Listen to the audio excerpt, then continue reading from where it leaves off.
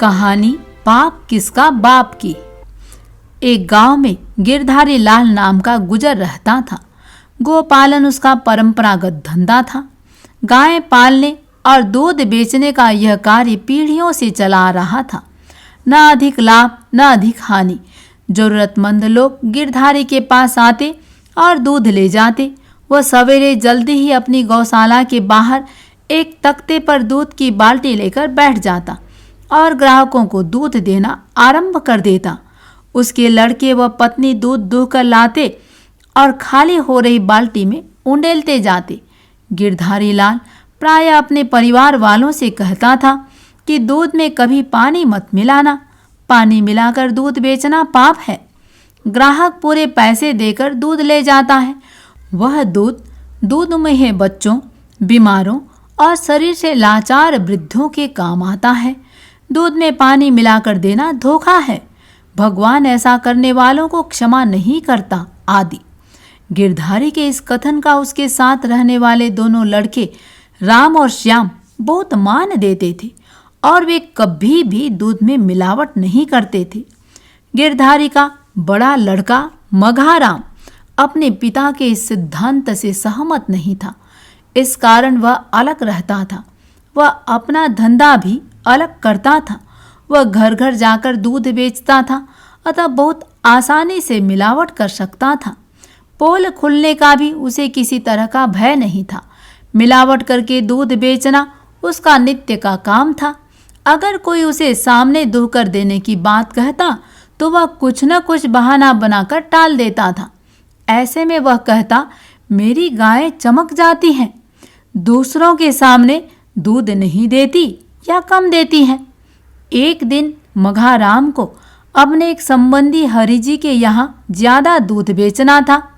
उसने आदत के अनुसार दूध में पानी मिलाया और अपने पुत्र विनोद के हाथ बर्तन रिश्तेदार के यहाँ भिजवा दिया। विनोद ने वहाँ जाकर दूध दे दिया, पर दूध देकर जब वह वापस लौटने लगा तो रिश्तेदार ने आग्रह करते हुए कहा, विनोद जरा रुको तो, अभी दूध गर्म हो जाता है, थोड़ा पीकर जाना। विनोद सुनकर बोला, नहीं चाचा, मुझे स्कूल जाना है, अतः मैं नहीं रुक सकता। वैसे मैं गर्म दूध पीता भी नहीं। गर्म नहीं तो ठंडा ही पी लो, यह तो अभी अभी का निकला दूध है, ताज़ा दूध गुणकारी भी होता है। कहते हुए रिश्तेदार ने विनोद को तुरंत गिलास में दूध डालकर दे दिया। विनोद स्कूल जाने की जल्दी में था। उसने गिलास लिया और एक ही सांस में पी गया। खाली गिलास को थमाकर वह वापस घर लौट आया। घर पहुंचते ही सहसा विनोद की तबीयत बिगड़ने लगी। स्कूल जाना तो धरा रह गया और खाट पकड़ ली। इस तरह अचानक तबीयत बिगड़ते देखकर सारे घर में कुहाराम सा मच गया। भाग दौड़ आरंभ हो गई। पड़ोस के लोग भी आ गए। मघाराम डॉक्टर को बुलाकर लाया। डॉक्टर ने आते ही उसे देखा और बोला, इसके शरीर में तो तेज जहर फैल गया है, इसका बचना मुश्किल है। मघाराम सन्न रह गया। डॉक्टर ने उससे पूछा, इसे खाने के लिए क्या दिया गया था? मघाराम ने कहा, इसने तो सुबह से अभी कुछ खाया नहीं है। हाँ, हरिजी के यहाँ दूध देने जरूर गया था, वहाँ कुछ खाया हो तो।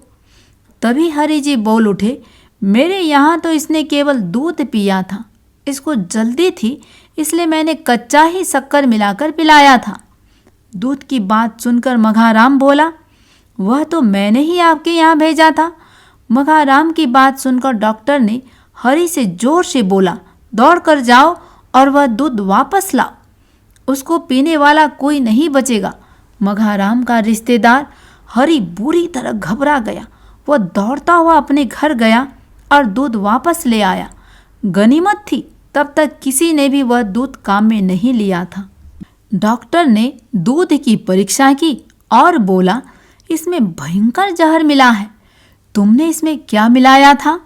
मघाराम की ऊपर की सांस ऊपर और नीचे की नीचे रह गई। वह हाँफता हुआ बोला, पानी मिलाया था। कहाँ से लिया था पानी? डॉक्टर डांटते हुए पूछा। जी, गौशाला की उस टंकी से। चलो मुझे वह टंकी दिखाओ, डॉक्टर ने फिर कहा। मघाराम डॉक्टर के साथ हो गया। अब तक गांव के 50 लोग इकट्ठे हो गए थे। गिरधारी भी आ गया था। सब डॉक्टर के पीछे हो लिए। गौशाला में जाकर सबने देखा टंकी में 3 बड़ी बड़ी छिपकलियां मरी हुई पड़ी है। उन्हें देखते ही पिता गिरधारी ने मघाराम पर बिफरते हुए कहा, पापात्मा, देख लिया तूने अपने पाप का नतीजा। कितनी बार कहा कि दूध में पानी मत मिलाया कर, पर तू नहीं माना। आज तेरा पाप तुझे ही खा गया। मघाराम क्या कहता, उसे तो जैसे सांप ही सूंघ गया था। सचमुच में उसको पाप ही खा गया था। उसने तुरंत डॉक्टर के पैर पकड़े और दहाड़ मारकर रोते हुए बोला, डॉक्टर साहब, बचाओ मेरे विनोद को। अब मैं कभी ऐसा पाप नहीं करूँगा। डॉक्टर विनोद को तुरंत अपने चिकित्सालय में ले गया। अब तक पुलिस भी आ गई थी। उसने मघाराम को पकड़ा और थाने में ले गई। बड़ी मेहनत के बाद विनोद बच सका। कई दिनों के बाद उसकी मूर्छा टूटी और वह स्वस्थ होकर आया। लोगों ने सारी बात बताई तथा कहा कि मघाराम को 1 साल की सजा हो गई है, वह जेल में है। विनोद ने समझदारी से काम किया। अपने दादा गिरधारी के साथ ईमानदारी से शुद्ध दूध का धंधा करने लगा। कथा बोध कहता है, मिलावट महापाप है। किसी के स्वास्थ्य के साथ कभी खिलवाड़ नहीं करना चाहिए।